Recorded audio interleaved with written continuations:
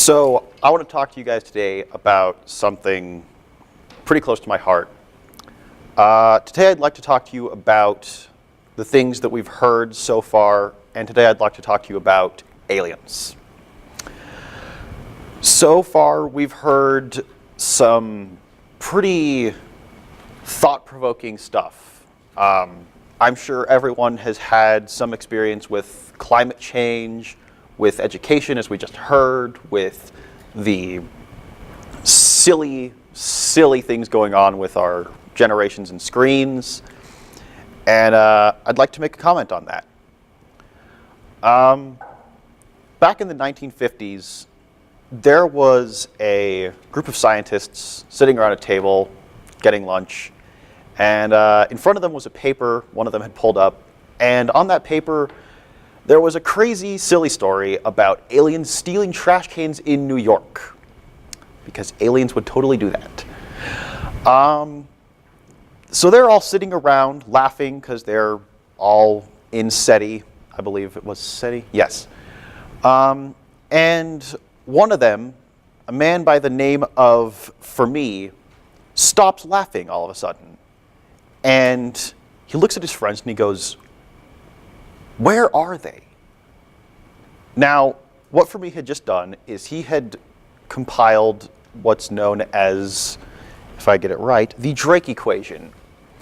The Drake equation basically takes a whole bunch of different variables from a whole bunch of different people, and it puts together a rough guesstimation of how many civilizations there should be flying above our heads, like aliens. And after compiling even the most impossibly small circumstances, he realized they're not there. There should be like 6 or 7 at least, but they're not there.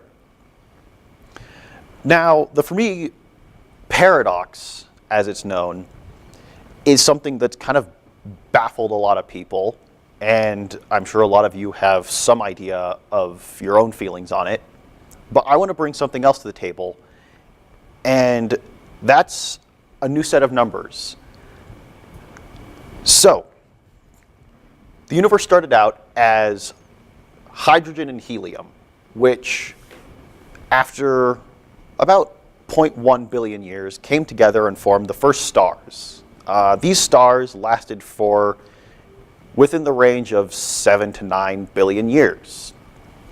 They collapsed in on themselves and created the first instances of heavier matter: silicon, oxygen, helium, things like that. And so with the creation of these heavy elements, you get the possibility for planets.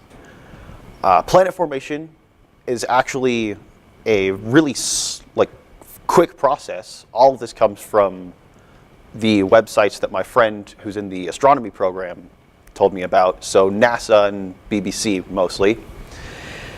And so yeah, the planets come together, they simmer down from molten rock, and the first instances of life occur roughly 4 billion years in.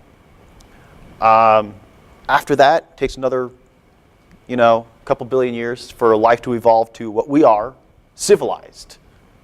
We can all wear nice clothing. I've got this awesome mic. So after all of this is said and done, you get a rough estimate of how long it takes for civilized life to pop up, within the range of 12 billion years. Except the universe is 13.8 billion years old, which gives us a really cool idea. Rather than the Fermi paradox pointing out, there's no civilizations above us, where are they? We're the civilization. We're the people who are going to be above some primal tribal race on a distant planet, coming down and saying, here's how the universe functions. We're the first crop among the galaxy, among the universe, of civilizations that will span the stars. And yes, I believe we will span the stars. I highly doubt humans can kill ourselves off. We're too smart for that. But at the same time, with my hope, we have the problems we all just heard. We just heard about how humans are silly enough to think that little differences matter. Color in your skin, your gender, basically anything that makes you different. And it's a conflicting feeling, because while I realize we are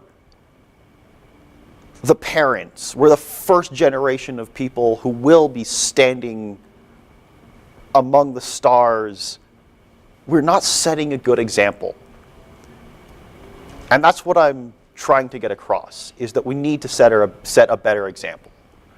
We need to set aside petty squabbles. We need to stop poking holes in our atmosphere. We need to stop laying waste to our world, because if we don't, then what kind of example are we to the rest of the universe? If we're the first people to stand across 100,000 stars and say, this is what we think, then how can we say that while we're mindlessly, I don't know, just wasting our time on petty squabbles? Are we going to be the light, the guiding light, the lighthouse that other civilizations look for and go, that is the zenith of life? Or are we going to sit down and be a smoking husk of a planet in 1 trillion years when some other civilization says, look what they could have been? Thank you.